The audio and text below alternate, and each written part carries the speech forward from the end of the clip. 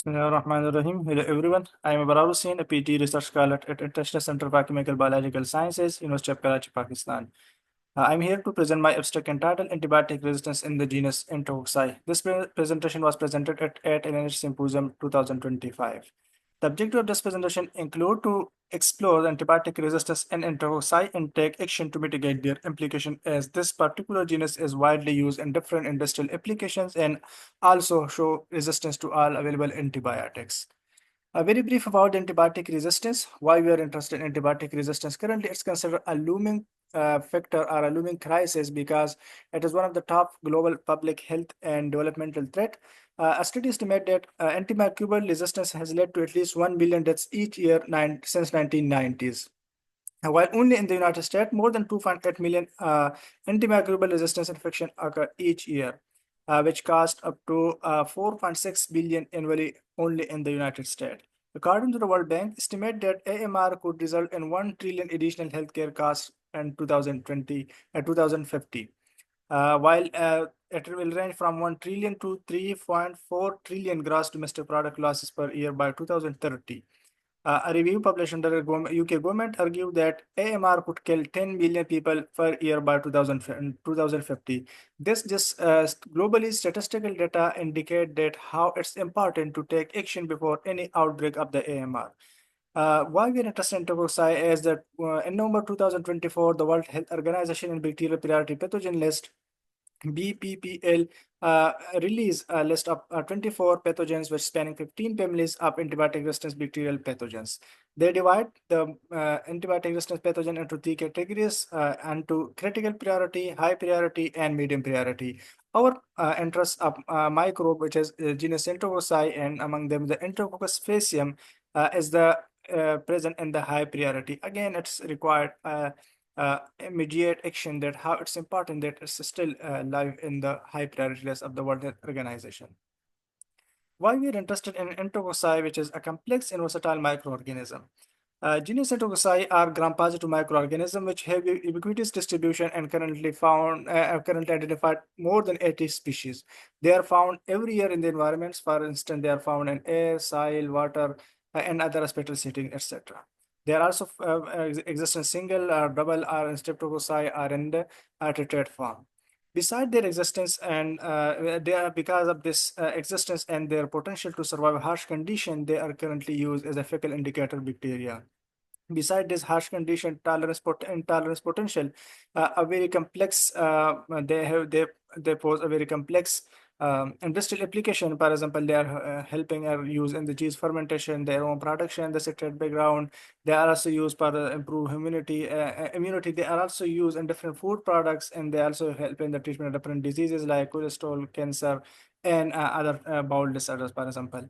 They have the potential to produce antimicrobial substances which are called enterocin, and this is the enterocin which make them an important agent for biotechnological purposes, including their probiotic potential. Currently, a very good number of strains are identified which are used as probiotics. So, a clear indicated this genus is also have a very huge impact in both biotechnological side, industrial application, also used by probiotics, and they also have a pose a very significant antibiotic resistance. So once we are identify and treat them as a high priority pathogen list, then definitely it will require a very minute and very critical analysis to be used in industry applications.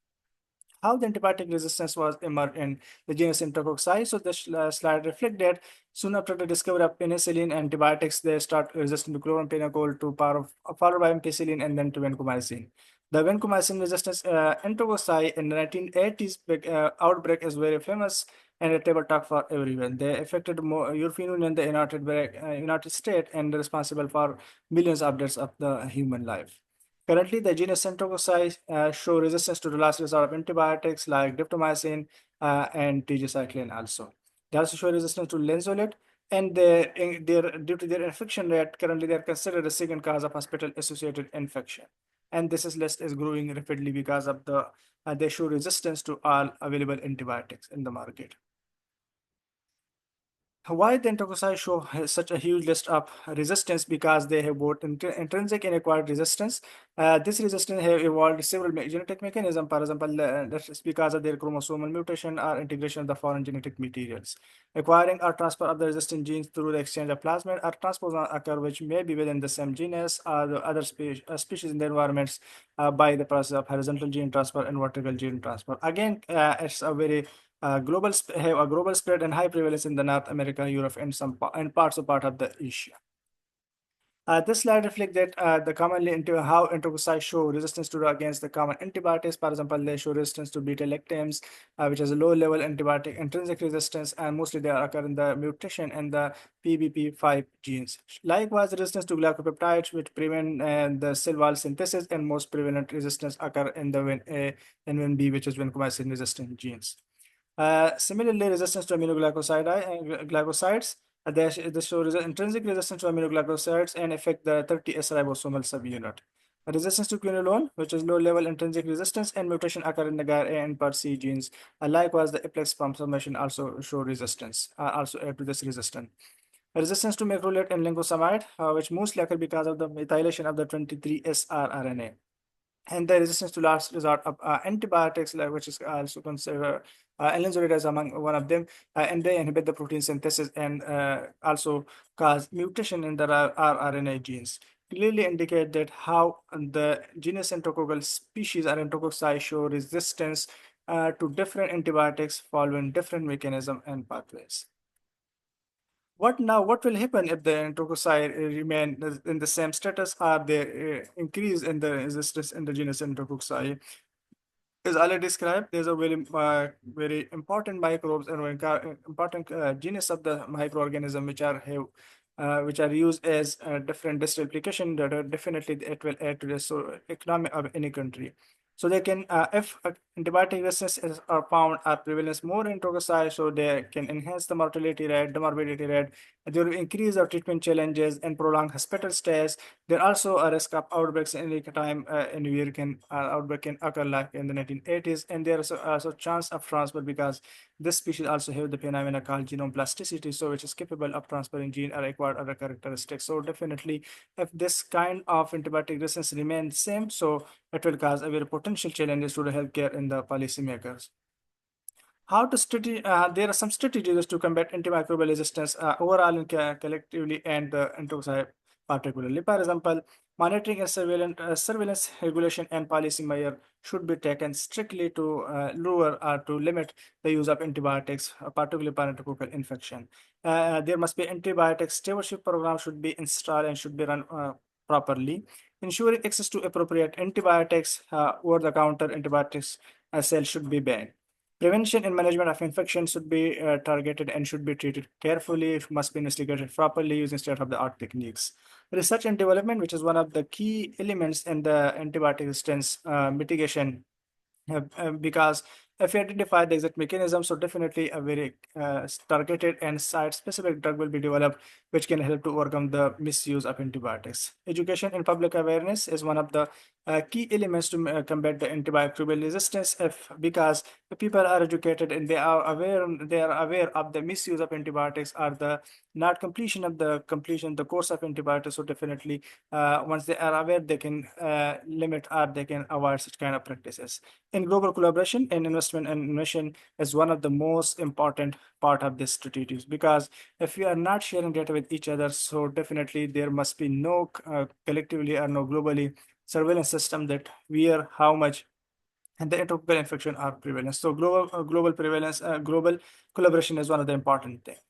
What are the current challenges and limitation, which includes the lack of education, because not all of us are aware of this how antibiotic resistance occur. The limited global collaboration, it's one of the key elements in the current challenges. There's no one can share even data or even can inform because of some reasons they cannot even share the exact figure and data. Loose policy, for example, the over-the-counter use of antibiotics, and improper use of antibiotics is one of them. No control on the over-the-counter uses already described, and no tight optimization in clinical trials. So everyone can, every physician mostly they can offer, or they can just prescribe different types of antibiotics even they are not need. So how we can achieve such kind of this challenges are how we can overcome these current limitations. So, in research area, new antibiotics and alternative therapies, for example, bacteriophage therapy, probiotics therapy, are synergistic approach of probiotics and antibiotics can be applied, which may be helpful or to overcome this misuse or to this antibiotic resistance. Likewise, the vaccine targeting enterococcus should be developed and proper understanding of the mechanism at their molecular level. If once we are understand the exact mechanism how antibiotics resistance develop indigenous enterococci or and other pathogenous microbes, so it will be easy for a researcher to develop a proper strategy or to develop a new drugs. Likewise, an authority level, the global collaboration for antimicrobial resistance should be properly managed, properly functional, and they should be sharing the data properly with regular basis, so it will can overcome such kind of outbreak. There will be share of data, so it will be aware of all part of the world that where and how much the antibiotic resistance are currently prevalent. Encourage collaboration between researcher, clinician, and policymaker to address this crisis. As antibiotic resistance mitigation as a multidisciplinary approach, it's not only the job of clinician or researcher or the policymaker. So collaborative work among the clinician, researcher, data sharing, authority work, and the different aspect of this multidisciplinary approach should be followed to mitigate such kind of antibiotic resistance overall, in particular in the genus Enterococci. These are the references from which this information and material are taken. Thank you very much.